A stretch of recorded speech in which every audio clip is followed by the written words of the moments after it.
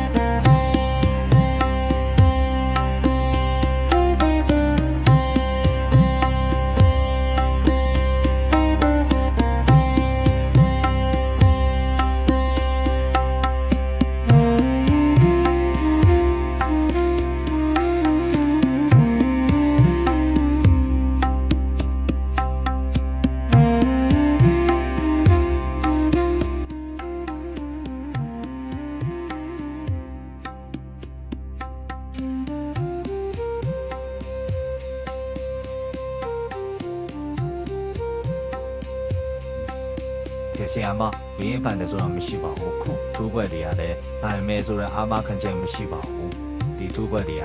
နဖန်ကတော့ကိုကြားလာဖို့ဒါခိုင်တော့ခုနခဏခိုင်တော့ရှိရဆိုတဲ့ခဏန်းလေးကိုတီးစားရွေးပေးတာဖြစ်ပါတယ်ဒီကနန်းလေးကိုကြာရင်ယူပါမကြာရင်လို့ရှိရင်ပဲ့ပါဒီကနန်းလေးကြောင့်ဝေကြီးဆုံးရှုံးသွားလို့ရှိရင်လည်းအာလူတော့ကိုစိတ်မကောင်းဖြစ်ရလို့ပါ